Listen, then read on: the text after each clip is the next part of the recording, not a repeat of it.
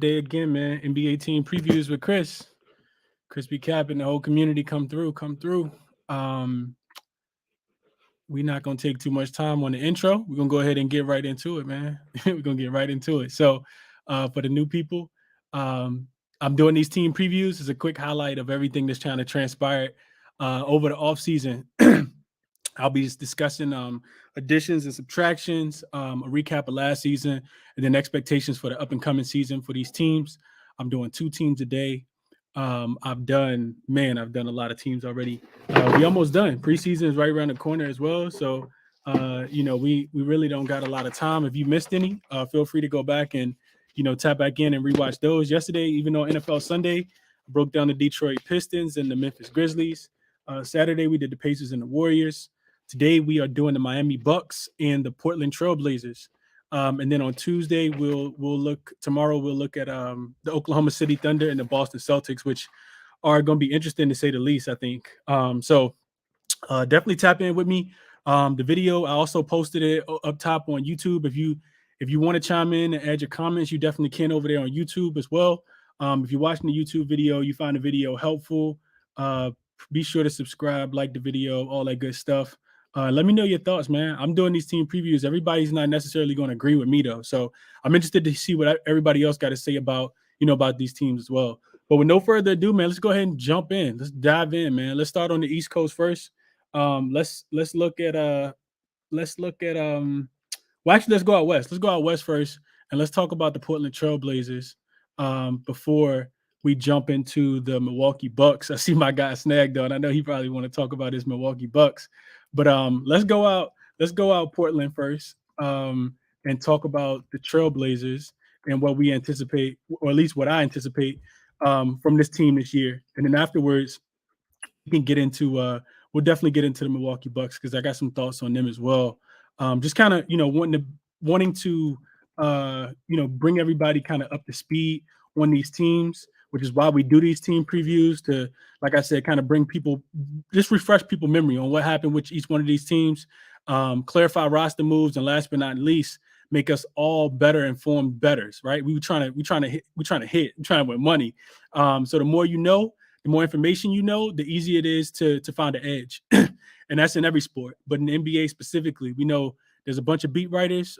We can find information in a lot of different places, whether it's motivational stuff, injury stuff, trade rumors, whatever the case might be. The NBA is heavily covered by the media. So a lot of this stuff is posted and is shared. So with no further ado, let's go ahead and get into it, man. Let's get into it. Like I said, I'm gonna start out west in Portland, and then we'll come back over on the East Coast and go to Milwaukee and talk about them as well. So the Blazers are going to look different this year. They're going to look a lot different than they did last year. We saw Dame get hurt. They shut him down, I think, after 29 games he played last year. We saw them trade away CJ McCollum. We saw the emergence of of a guy like why am I forgetting his name? Like Anthony Simons. This guy came into his own, got himself a nice little four-year $100 million contract as well. So as far as additions, this team, and if people watch this team as heavily as I did last year or cashed on them, we know that Drew Eubanks was a big part of their team. Of course, he's going to get a diminished role this year. Pretty sure he's probably worked on his game, but I don't anticipate his role to be as big. They bring him back on a one-year deal. Dame signed a two-year deal, a massive 2-year deal. I can't remember exactly how much it was, but they didn't even need to re-sign Dame, and they just re-signed him anyway. Gave him the bag all over again. It was a 2-year deal. This team bought Nurkic back on a 4-year deal, so clearly they still believe in him, even though he has had some health concerns throughout his NBA career. And then the general manager also went out and got Gary Payton II.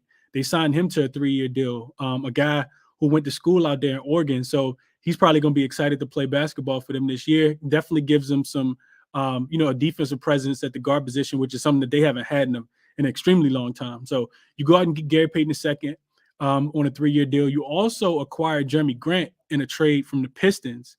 And then, like I said, and I'll talk more about Jeremy Grant in a second, but Anthony Simons agreed to a 4-year deal also. And then I don't know if people paid attention, but They got this guy Shaden Sharp in the draft, and I don't know if people know who Shaden Sharp is or how good he's projected to be, but this guy's a baller. Like if he can transcend this game to the next level based on the potential that he has, he's gonna really get buckets out there. He's a. I'll talk a little bit more about him. Those are all just the additions in general.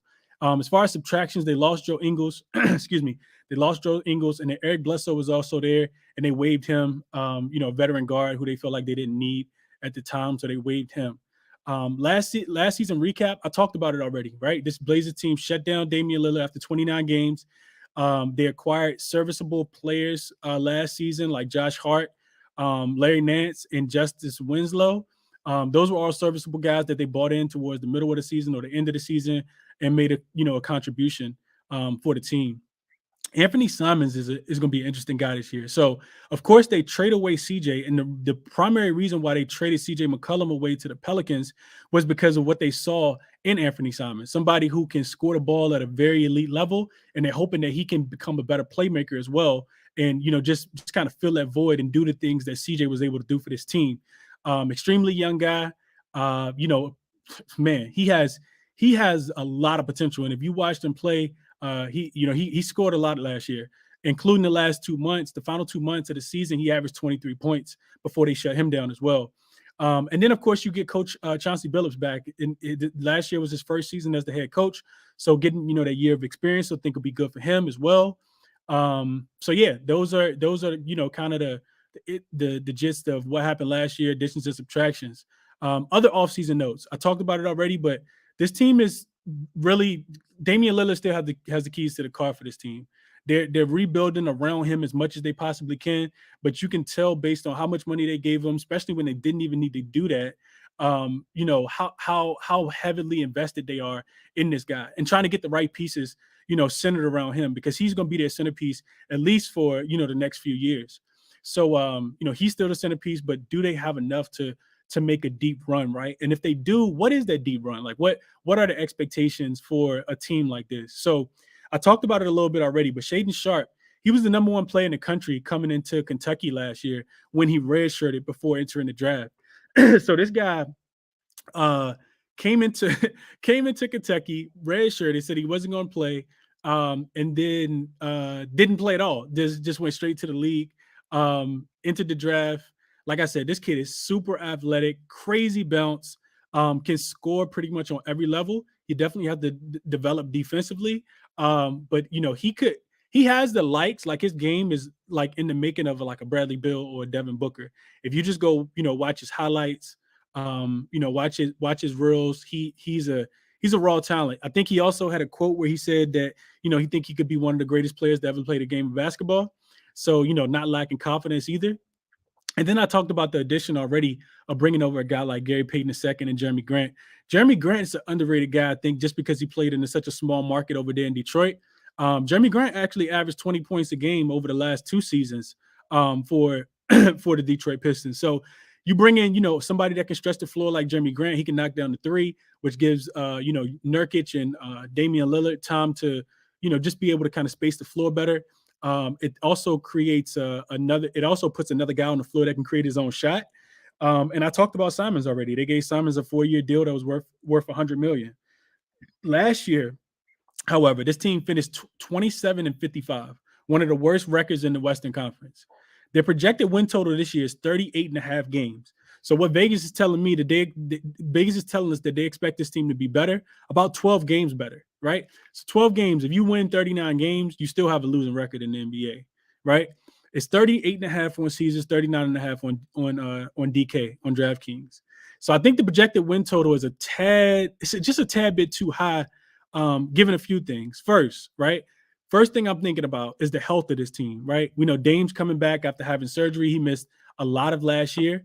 Nurkic is somebody that's also, relatively injury prone, and we know that as well. But it's not so much the injury with Dame, is can he get back to that level of, high basketball? For me, that's what I'm thinking when I'm thinking about evaluating somebody like Dame and whether I want to take this win total over. Because without Dame, this is, a team that probably wins 19 games, right? At the very, like, that could be a stretch, honestly, because this team Like I said, they're gonna be missing that superstar if you take Dame out. So can Nurkic stay healthy? Do these key contributors for some of the role players like Josh Hart and Nasir Little and Jeremy Grant, and that list kind of goes on and on. Do these guys come in and play major contributions? How well can they gel together? Granted they didn't play a lot last year, but you're projecting a very different lineup for this team than what we saw towards the end of the year last year. So I'm not touching the win total because I could see a world where this team could win about 39, 40 games, but I also see a world where they could win about 32, 33 games. So I'm not touching that. Either way, I think, it's going to be extremely difficult. The win total wouldn't surprise me if they won 33. Wouldn't surprise me if they won 40. So I'm off of the win total. Looking at their strength of schedule, this team does have the ninth most difficult schedule, which doesn't bode well for them. They start the season off, and it's like pretty difficult right off the rip. Right, you go to Sacramento, that should be a winnable game, even though we do predict Sacramento to be a little bit better. Then you come back home and you host the Phoenix Suns. That'll be a tough game. You travel to LA to take on the Lakers. That'll be a tough game. Then you come home for a 4-game homestand and you play Denver, you play Miami, you play Houston, which should be a winnable game, and then you play Memphis. And that's all before going on the road to take on Phoenix back-to-back games and then travel to Miami. So, it's a pretty difficult task. You get Charlotte on that road trip. You also you got to go to the New Orleans Pelicans and Dallas Mavericks. And we're talking about a significant, road trip. Those last 6 games that I just told you about are all on the road. You go to Phoenix on this road trip. You go to Miami, you go to New Orleans, and you go to Dallas, right? So the schedule makers didn't do them any favors at the beginning of the season at all. But those are pretty much my thoughts, man. I'm interested to hear if you guys got thoughts on the Portland Trailblazers.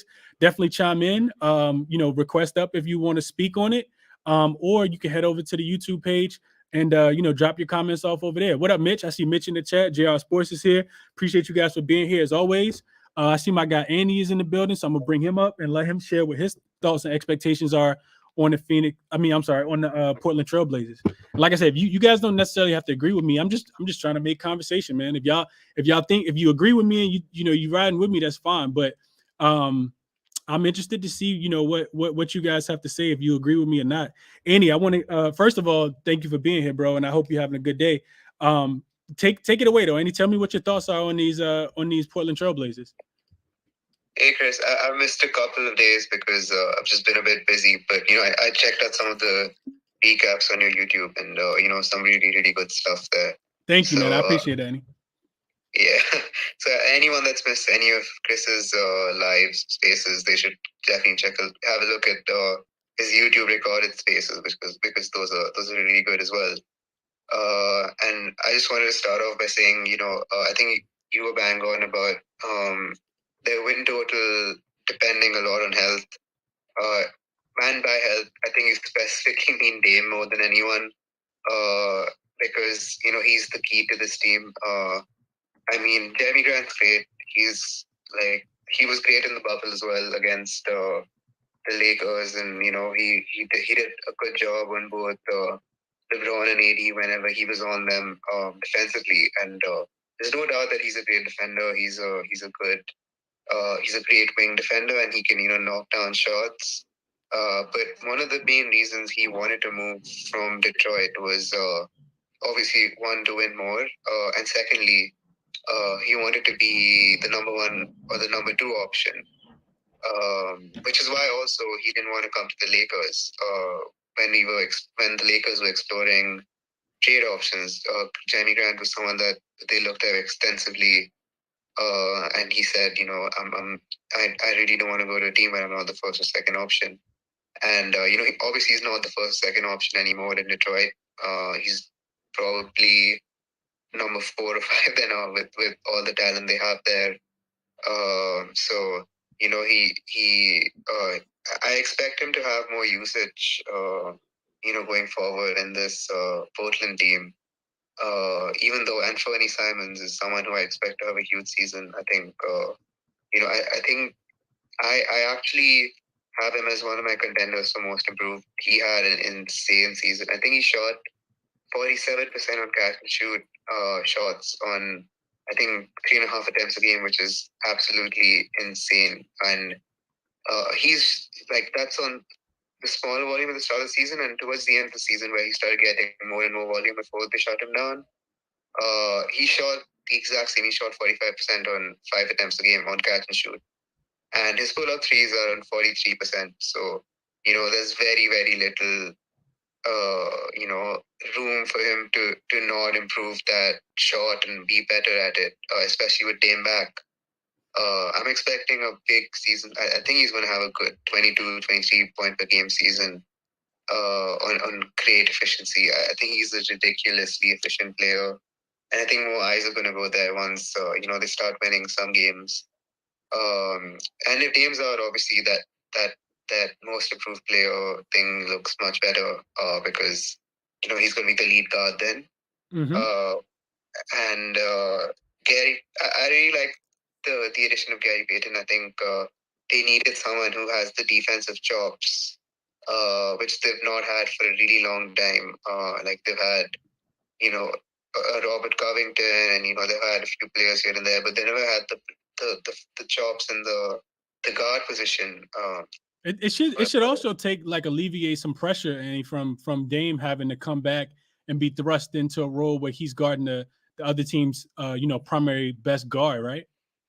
Yeah, I'm hoping they find a place for him, to start. I don't see how he's going to start, but I really think that Dame not having to guard the best, like not having to guard Steph Curry would be ideal for the Portland team, or Anthony Simons. Like Anthony Simons is athletic and great and everything, but again, he's not a good defender. Like the thing I don't get about Portland is, okay, great, like you have two guards that can score and go for 40 on any given night, and they've held that formula for ages now.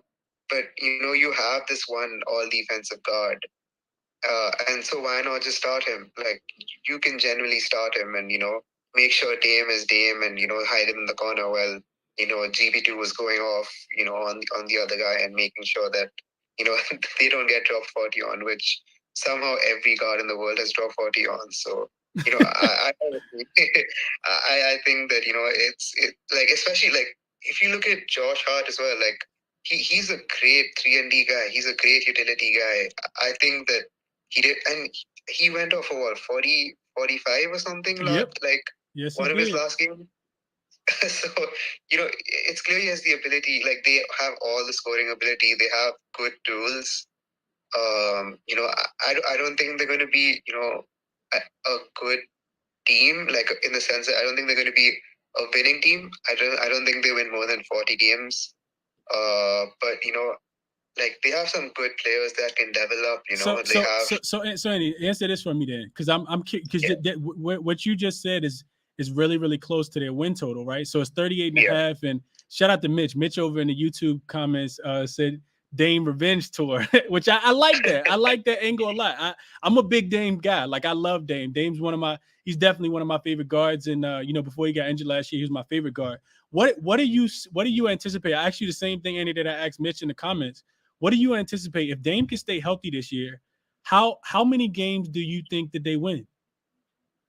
I'm on the edge. Honestly, I think that they win more than 38 if he plays all 82 games. And if the squad stays healthy, they have a lot of injury-prone players, like way too many injury-prone players. Like GP2 is injury-prone. Josh Hart's I don't think has had maybe one healthy NBA season. Jeremy Grant has had probably 2 healthy NBA seasons. Nurkic is somehow always banged up, even though he's like 280 pounds and bangs everyone else up. That's a fact. So I don't know. It's so hard to tell with this team because they look so good on paper, but every single one of their starting 5, it looks like neither of the starting 5 are going to play 60 games. So right. Which is definitely an issue, right? Right. Yeah. And one of the reasons why I want to harp on this team too much, Andy, because like you said, like we don't know what the injuries look like. I think for me, and just to give Mitch some pushback, which I definitely respect Mitch's opinion. He's an extremely knowledgeable guy. We chatted up all the time about a lot of different sports. But I think for me, I'm just looking at this Western Conference. And we talked about the East getting better, but I feel like the West got better too. A lot of the teams that made the playoffs last year in the Eastern Conference, in the Western Conference, I think make the playoffs again this year.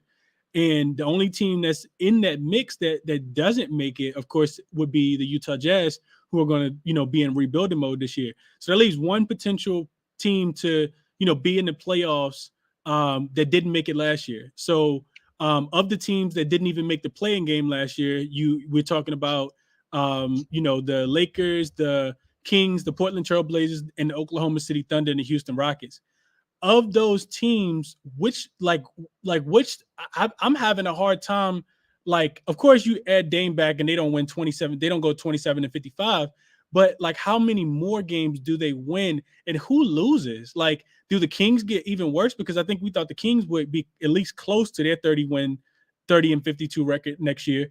And then also, like the Oklahoma City Thunder, we're not expecting a lot from them, especially with Chick getting injured. I know you don't have the greatest expectations for them. But the Houston Rockets, like, don't we expect them to win, more than 20 games this year? Not to say that they're going to, make it to the playoffs or anything like that, but don't we anticipate them to be a tad bit better? Bringing back, pretty much everybody except Christian Wood, and we haven't done their team preview. Their team preview is actually on Thursday, the last day. So I got some deeper diving to do on the Houston Rockets, but I would just kind of anticipate, being the young talent, getting the band back together again, that they would take a step up as well. So who I'm just interested, who's losing these games, out west for for the Western Conference? Who takes that step back besides a team like the Denver Nuggets, which we know, and the San Antonio Spurs, I guess, as well. They'll take a tremendous step back. But I'm just curious if anybody has any thoughts on that. Andy, since you're up here, you could definitely feel free to chime in. And then if we don't have anybody else, we can go ahead and kick it to Milwaukee after you get done, Andy, with that. Yeah, no, I think, you're completely right. There's a lot of teams that have obviously gotten better. But, the thing I think that about Portland is they've gotten a superstar better, which is better than what most teams have gotten better as, like Sacramento has gotten better, but like they've gotten better because they've added fringe role players against an awkward fitting team. Right. So, like you can expect them to be wonky as well. And, like they're like, there are good teams as well. Like they're much better teams, obviously, in the West. But, I think, when they're up against, the weaker teams, out against the East as well, or against the West, I think they win most games, and I think they have good matchups against some of the some of the stronger teams in the West as well. I think they might have a good matchup against Dallas. I think that Dallas and them might have some good matchup problems because Jeremy Grant has previously been a good has had good success against Luka. I think he's someone that has the wing defensive ability to handle Luka and the speed to handle Luka, and they haven't really. I don't think Dallas has anyone to stop Dame or Anthony Simons as well. So it would be an interesting matchup. I think that matchup is interesting. Yeah. I think Portland sweeps. I think almost every team has the ability to sweep the Utah Jazz. Yeah, no, I think they set it up like that on purpose. Yeah, I agree with that. But Andy, you mentioned something that's interesting to me. You mentioned like how teams got better, right? So when we think about that, like you said, there's like role player better, and then there's superstar better, right? And I'm not gonna say superstar better, but I'll just use the phrase, gain the all-star type player better, right? And I'm looking at teams like the Dallas Mavericks, right? Who went out and acquired Christian Wood. And that's not to say he's an all-star, but he's an all-star, caliber player, right?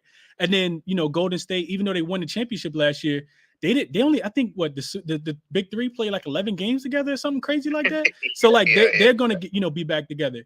And then you think about Jamal Murray coming back for the Denver Nuggets and Kevin and Michael Porter Jr., right? Like those are all-star type, players that should be able to make a big impact. Minnesota adds, a defensive transcendent type guy in Rudy Gobert. and then the Pelicans get Zion back, right? So like we're talking about like guys who have the potential, if not, I'm not calling them all-stars, but potential all-stars, potential like, like guys that impact and, add 5, 6, maybe even 10 wins to their team. Then so we think about the Pelicans, the Clippers, they get Kawhi back. Hopefully him and Paul George can both stay healthy. Then even for my Lakers, like we get AD back, right? So like for me, it just feels like the Portland Trailblazers don't get enough back. Just getting Dame just doesn't seem like enough based on what they had. And I don't know. That those are just my thoughts and my opinions. But I appreciate you, just hearing me out, Andy, and being here to chime in for sure. No. I just one last thing. I think that they make the play-in. I think that's my last prediction of them. Okay. I think they're either the 9th seed, the 10th seed. And I think they win like borderline 40 games. Like I think they win between 37 and 40 games. And I think they makes All NBA again. That's my prediction. Yeah. So Mitch. So real quick, bet with the boys. I got him up here too, but Mitch said, I think Suns fall off. Oh yeah, so I can't wait to talk about the Phoenix Suns. I'm so glad that we have not done the team preview for the Phoenix Suns. That's gonna be a fun one. So yeah, make sure y'all pop through on Wednesday. Phoenix is actually on Wednesday. Them and Orlando Magic. So we probably won't spend the time on Orlando Magic, but I definitely cannot wait to talk about the Phoenix Suns. I see Jehovah in here, and I know he got some strong opinions about his Phoenix Suns. But Mitch said he thinks that the Suns fall off. I know, bro. How long is he gonna be singing that same song with management trading CJ and barely getting better? Yeah, that's gonna be interesting to see if Dame, stays, true to the, the just the level of man. He's been so loyal to this team, so it's interesting. Too many W's to go around. I feel you, Chris. They're gonna fall. They're gonna be falling, bro. I'm telling you. I gotta go look at that Phoenix Suns win total. I can't wait to get to that one. But bet with the boys. I know you joined late. I'm doing team previews. I don't know if you popped in for any so far, but I'm doing NBA team previews for all these teams since we got NBA preseason basketball that's about to start. And today we are talking about the Portland Trailblazers and the Milwaukee Bucks. I haven't gotten to the Milwaukee Bucks, but I just broke down what my expectations for the Portland Trailblazers are. So I appreciate you being here. And if you got any thoughts on the Portland Trailblazers this year, bro, I definitely want to hear from you. So you can share your thoughts.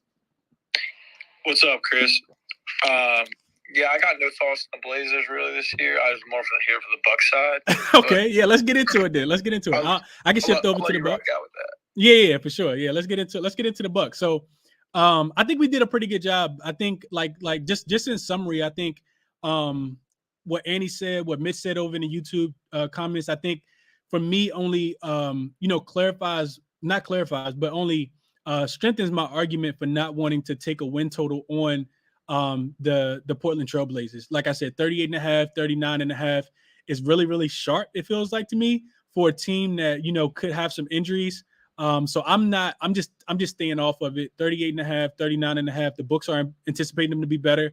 They should only be better with bringing Dame back, getting guys like Jeremy Grant, Josh Hart, being, his second year, getting a little more comfortable in the offense with Chauncey Billups and Anthony Simons. But I'm just not willing to play it because, like I said, I can see them winning 35 games. I can see them winning 40 games. So no real strong opinion on their win total for me.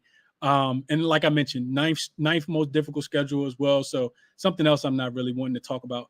But let's shift over. Let's transition to the good old Milwaukee Bucks, which is why I know, a few people are here. So we'll start with additions and subtractions, and we'll go through everything like we typically do. As far as additions, we have the Bucks returning a lot of their guys, right? The Bucks wasn't the team that went out and made a bunch of moves. I think they were pretty happy with what they were able to accomplish last year. Granted, they didn't win the championship, like they did the year before, but a lot of that was kind of blamed on the injury to Middleton, right? So Javon Carter comes back. Javon Carter came back on a 2-year deal. Pat Connaughton returns on a 3-year deal. Serge Ibaka returned on a 1-year deal. Joe Ingles came over. He's on a 1-year deal, even though they don't know exactly when he's going to be on the floor. And I think I saw something today that said that he's not he's not wanting to put a date on it. Like he has a timetable, but there's been some setbacks, but he's not really wanting to put a date on the return. But then you also bring back Wesley Matthews, and then I think the most important piece that they brought back was a guy like Bobby Portis, because in that Eastern Conference you're going to need those big bodies to contend with guys like Joel Embiid when it comes late into the playoffs. And we saw this team put out their big lineup, and it gave Boston a lot of trouble even without Middleton, and pushed them to Game 7 last year. And I'm talking about Brook Lopez, Bobby Portis, and Giannis all being on the floor at the same time, really discouraging your team from even wanting to try to come into the paint to score at all. So a lot of jump shots, forcing you to shoot the three, but teams were making it. Well, at least Boston was making it three. And that was one of the knocks on this team last year. The three-point defense was terrible. They kind of, just coasted through the regular season, which I kind of anticipated. That's typically what teams that just won a championship do, because you just want to get back, right? You just want to get to the playoffs so that you can defend your championship. And, day in and day out, all the travel, all the ups and downs, it really is a lot. These guys are professionals at the end of the day, but, they could care less sometimes about these regular season games that really have no meaning, right? So I said a lot, but those are the additions. Most of those guys, pretty much all of those guys besides Joe Ingles, was on this team already last year. As far as subtraction, they didn't really lose anyone. No one significantly at all. They drafted a couple guys, but I don't expect those guys to make any major have a major role on this team or make any kind of indent on this team. I think that they'll develop those guys, but matter of fact, I saw one of the guys actually going overseas to play.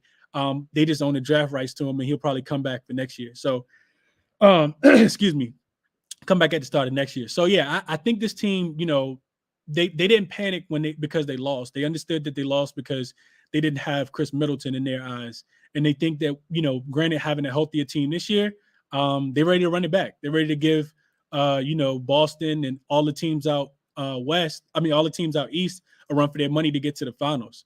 So as far as the last season recap, we know that this team lost in the Eastern Conference semifinals last year. The Eastern Conference finals last year. Semifinals, Eastern Conference semifinals to the Boston Celtics before Boston ended up beating Miami. It took them to Game 7. Middleton went down in the middle of the season. Towards the end of the season, actually in the playoffs, before they were playing the Chicago Bulls, and didn't play in one game in that series. The Bucks finished second with the second best record in the Eastern Conference last year, and were primed to make a really, really deep run. We saw what they did to Chicago Bulls in the first round of the playoffs last year. And then as far as offseason notes, I thought this was pretty interesting. So Middleton isn't, I don't know if you guys saw the reports, but recent reports, I think came out maybe yesterday. Middleton isn't going to be ready for the beginning of the season after sustaining that sprained MCL at the end of last year. He's also in contract negotiations, and I think some of that might be due to the injury. And there's been quotes where he said, of course I want to come back, and I'm excited about playing with these teams, and these are my brothers. But at the end of the day, it's a business, and I understand it from that angle as well. So it's going to be interesting to see how much money they give him. If he's able to get his money, and if he's not, how much of a distraction that becomes throughout this season, because we all know it's about getting paid at the end of the day. Another key note that I wanted to bring up was Brook Lopez. Brook Lopez was a guy who only played 13 games last season due to his back injuries. Having him back for a full season, I think, helps with spacing, of course, and also his defensive presence. Like I said, we saw glimpses of that last season, his defensive impact in the playoffs. And then the other thing I talked about, they're bringing everybody back that was a key contributor to that team last year. Drew Holiday's back, Pat Connaughton's back, Grayson Allen, George Hill, Wesley Matthews, Bobby Portis, Brook Lopez to go with Middleton when he's back. And of course, Giannis, right? Can't forget about Giannis and what he does. Instantly makes any team that he's on, a championship contender just because of how hard he plays. These guys had media day yesterday. I didn't really find anything that kind of stuck out to me while I was watching it. But you never can, count a team out that has a guy like Giannis on it. So that's that. Last season record, they finished 51-31. They finished first in the Central Division. If this team can stay healthy, I think winning 51 or 52 games this year happens again. Although I do think they coast through the regular season, similar to what they did last year, because they're really just built on championships. Like I said, if you got a team with Giannis on it, it's really championship or bust. So they may not look to lock in on the regular season at all. And that could just be on the defensive end. That's what we saw last year. We made a lot of money with teams that were playing against the Milwaukee Bucks just because we was fading them on the defensive end. They weren't locked in. But when it came time to, we saw the Chicago Bulls, who kind of limped into the playoffs, struggle immensely to score the basketball in the first round. I'm talking about, if you go back and check those box scores, a couple of those games, I don't think Chicago got the 80 points. So they do have a stifling defense, and they bring all of those guys back.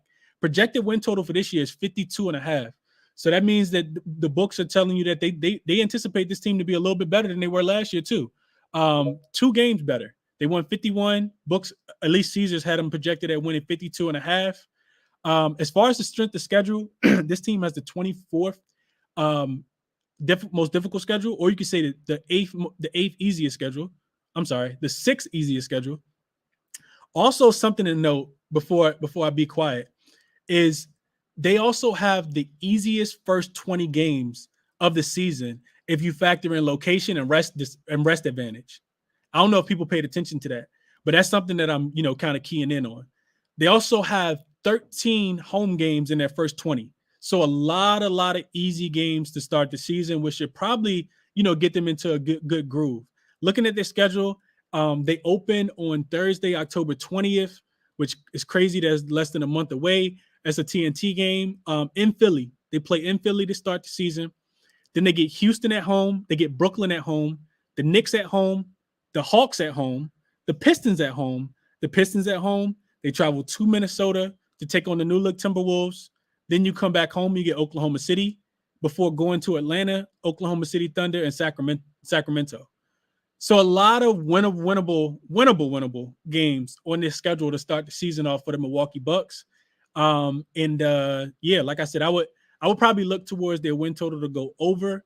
I think that the Eastern Conference got better, but the Bucks are still the Bucks, and I could only see this team, probably trying to feel like they got something to prove to get back to where they were, 2 years ago. So those are my thoughts. I want to kick it to let me kick it to Bet with the Boys, because I know you were on here to talk about Milwaukee. Then I'll go to you, Snag, to Annie. If you got anything, I want to kick it to you as well. If you guys got any comments, definitely feel free to jump up and share them. Just request up, and I'll add you. Or over on YouTube, you can just drop your comments. And before I get to you, Bet with the Boys, I want to go to the YouTube comments real quick. Gabriel said, my book got the Suns winning 52.5. What do you think of that line? So we'll get to them. I got 53.5. Forgot how stacked the Bucks are. That's a fact, Mitch. The Bucks are stacked, bro. With Ingles helping move the ball and Lopez healthy, big additions. Yeah, from 13 games to hopefully he can play closer to 80, 70 games this year.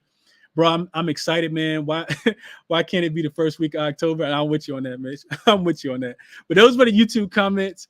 Bet with the Boys. If you free, bro, I want to kick it to you. What's up? What's up, dude?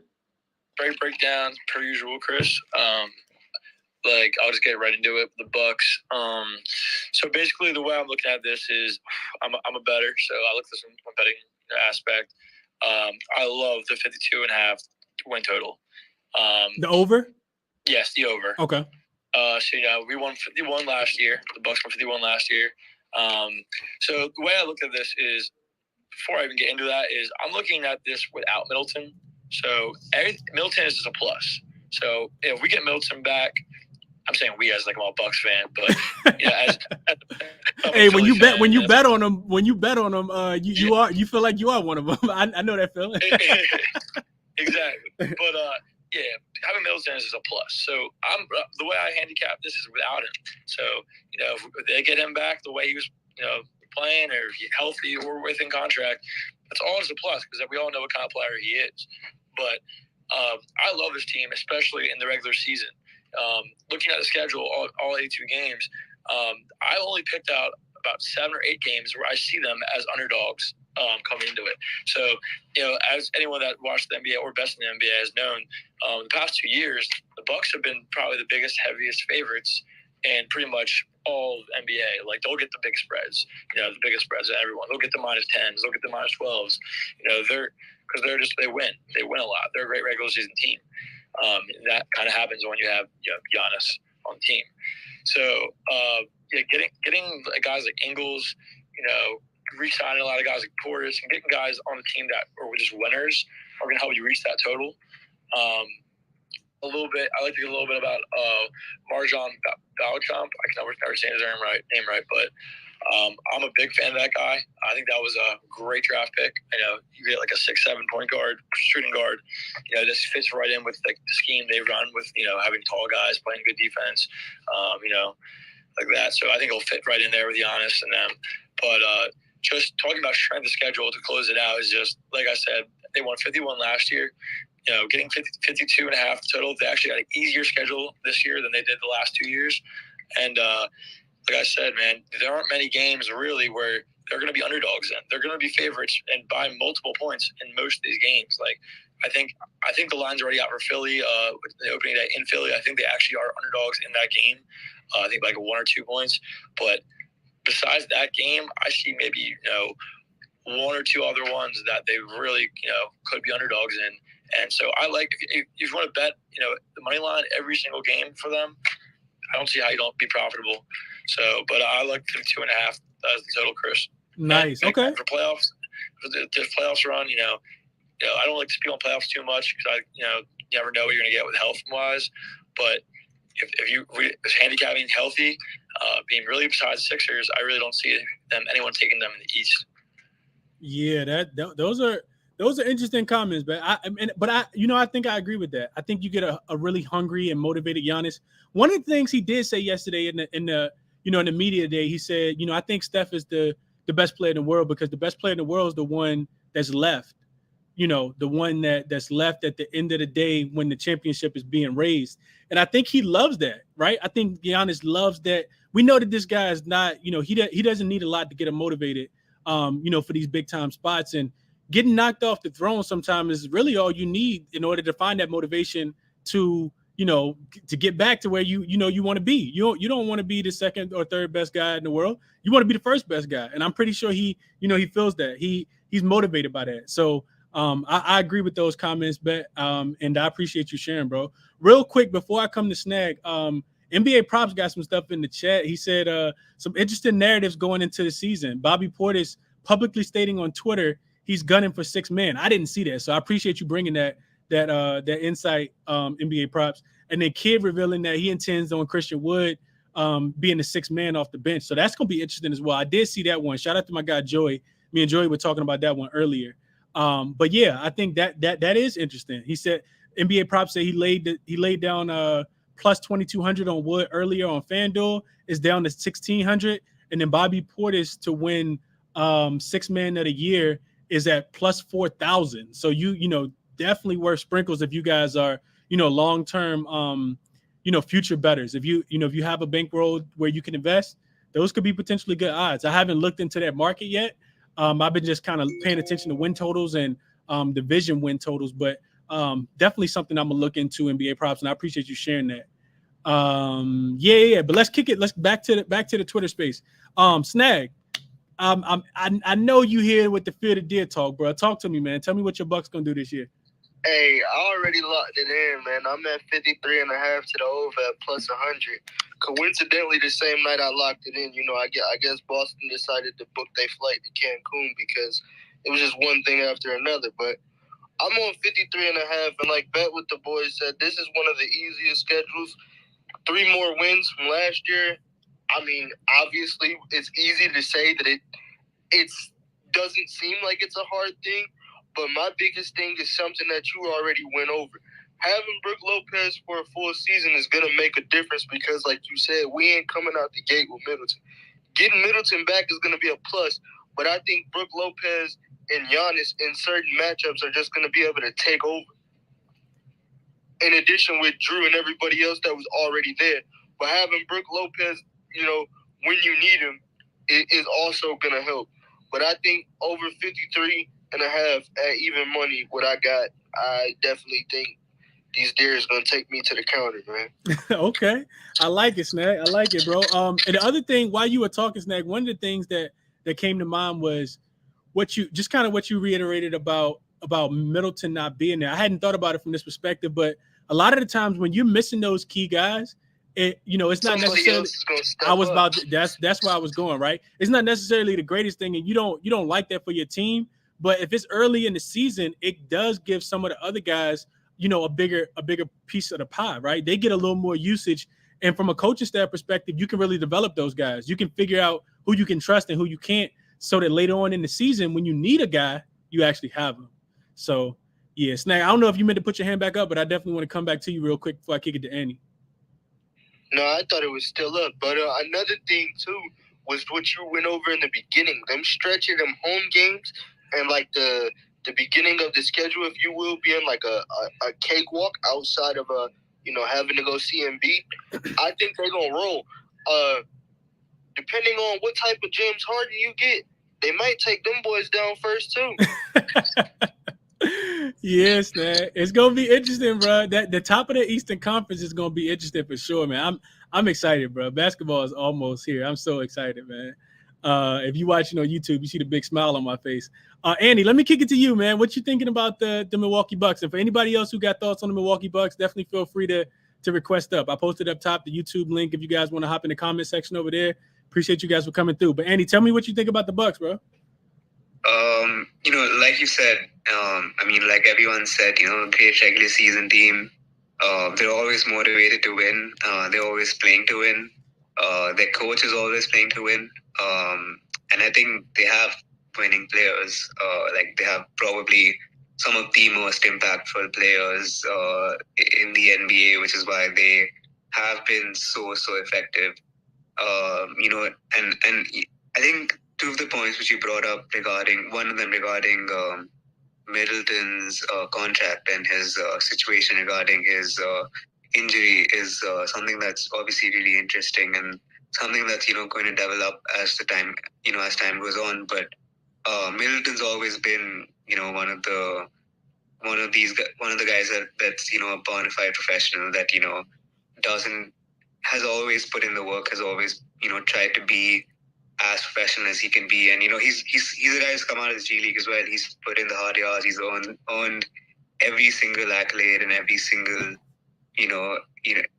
everything he's had. He's earned it blood, sweat, and tears. And not to say that none of the other players haven't, but coming from the G League and earning a spot in an All-Star team and winning a title as your team's second best player is obviously something which is a huge achievement.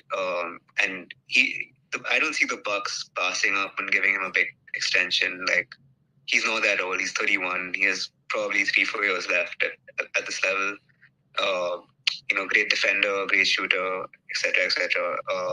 But one thing I really want to point out is, you talked about the 3-point defense, and them actually that's actually one of their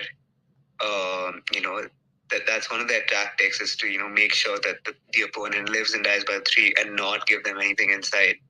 And they're better equipped now this season, being able to have a full season of Brook Lopez, who is obviously a good interior presence, and that would make their defense even better. That's a great boost to the defense, with Giannis already being DPOY.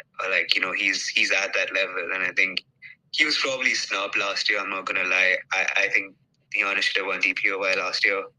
They have 2 Defensive Player of the Year nominations in Drew Holiday and Giannis. So that's that interior perimeter defense combination is insane. And Wes Matthews is underrated. He's 35, but we saw what he did with the Lakers. He's an underrated defender, good shooter, a leader in the locker room. Javon Carter, whenever he comes on, for those small stints, he's also a good perimeter defender who just, he's like Gary Payton from Wish. That's what he reminds me of. And then they have Pat Connaughton and Grayson Allen, and those are 2 guys that can go off on any given night. Yeah, a lot of depth, a lot of shooting for sure, Andy. Yeah, exactly. And Giannis is Giannis, man. Like, you can't stop him. You can't do anything about him. You can hope he misses. You can hope he decides to chuck 10 threes maybe. But that's the most you can do with Giannis. Like, what can you do? He's gonna go. He's gonna get his averages 30, 10, and 6 or whatever. He's gonna get that DPOI and average like two blocks a game, and he's gonna be Giannis, and he's gonna be motivated again. He wants to win titles. You can tell he wants to win titles. You can tell how much he loves Milwaukee. And him not winning last year obviously acts as more fuel to him. And him getting knocked out if the Eurobasket tournament as well is also fuel to him. So big season. I expect a big season from him. Yeah, absolutely. And one more thing which I want to talk about, which I don't remember who discussed, but Beauchamp, the rookie, he's basically like Jordan Mora, but actually good. He's really, really good. He's been LeBron's watched him play. A lot of people have watched him play. He was there in that run with Jason Tatum, LeBron James, and that run in where was it? I don't remember where it was, but he was there on that run, and he's been practicing with them.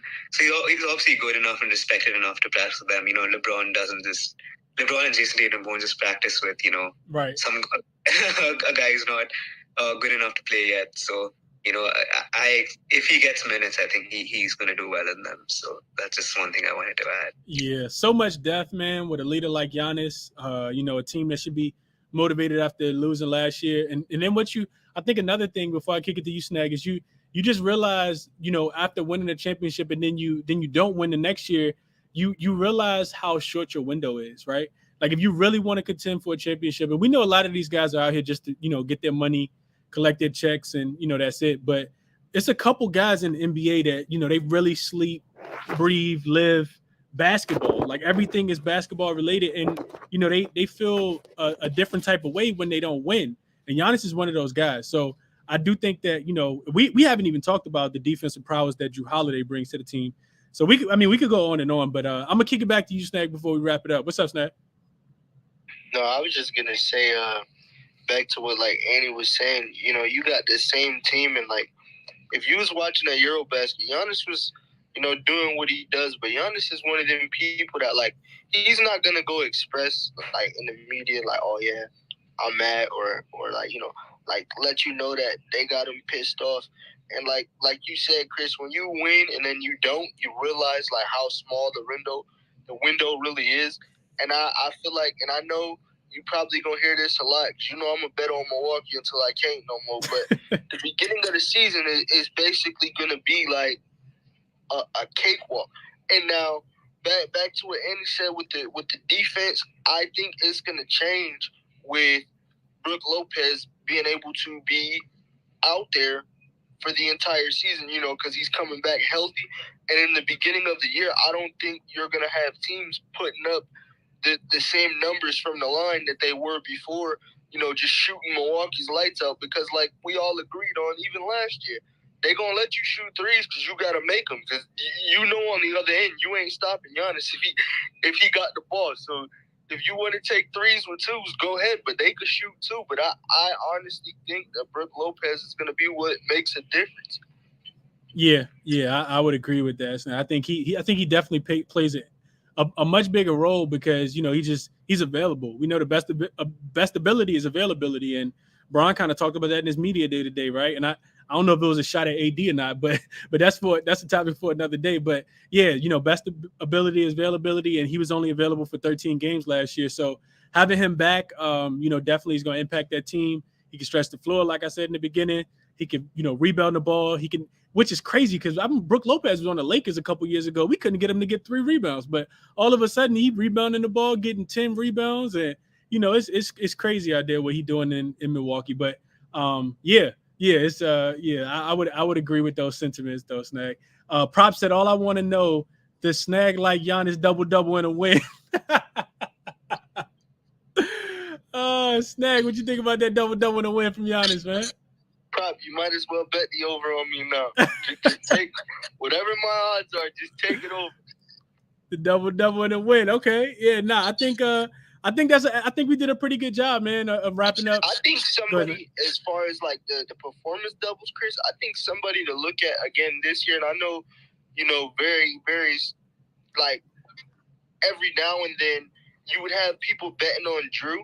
I think you're going to have more games to bet on Drew, whether it be assist and or like his points, especially seeing how, he did in the end last year.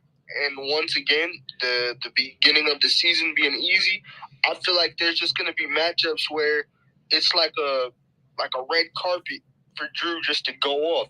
Not saying he will, but you see what I'm saying, like looking at the schedule. It's some of them games where he could just, take do over. What he wants to, like.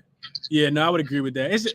For me, it's just kind of difficult, Snag, to figure out when that game could be, because we know what potential Drew has. We just don't see him turn it on. He has potential to be a superstar pretty much, but we don't see him really turn it on until he needs to. So I think he definitely tries to, get the other guys involved first, just plays hard on a defensive end, takes what the offense gives him, but not tries to force a lot of stuff. But he's a guy that if he does force, he could, Drew is I still think he's a very underrated point guard, and I still think that he can lock you up on defense too. So I would agree with that as well, Snag. It's just really hard for me to pick those nights that even if he has the mismatch, it doesn't mean that he's always going to take advantage of it. And with them trying to bring in the new guys, I could see him trying to defer to those guys a tad bit more, just giving them more opportunity versus dominating the ball. So we'll see how that goes, but he definitely has the mismatch a lot of the times because it's hard to stay in front of him. He's a long, very, very quick, strong guard. Like there's not a lot of guards, point guards specifically, that's built like Drew Holiday. Explosiveness, he's quick and fast, which is two different things. Can shoot and can take you in the post, so you can't put anybody too small on him. So I would agree with. I say all that to say that I would agree with that, Snag. And then that's it. That's really all I got, man. I appreciate you guys for coming through. If you joined late, we just broke down the Portland Trail Blazers in the beginning, and then we shifted to the Milwaukee Bucks.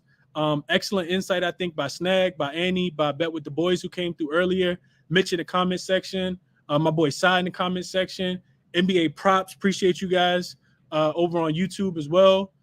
Gabriel came through. So yeah, that's really all. That's all I got for today's show. Tomorrow we will be breaking down the Oklahoma City Thunder and the Boston Celtics.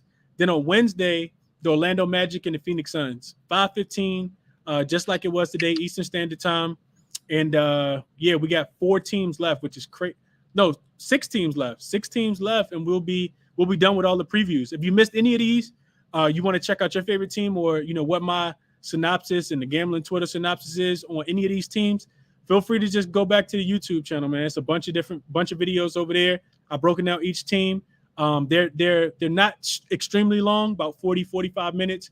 None of them are over an hour, and they're all chaptered too. So if you want my version, just my notes on what I got on these teams, feel free to just go over and click on that section. But if you want to hear what Gambling Twitter wants to say, you can go over and check out what they said as well on each team. So I'm just doing this, like I said, to make everybody, just provide the information so people know, what to bet, what to look out for, what not to bet, what's changed, what's transpired. So that's all it is, man. Snag, what's up?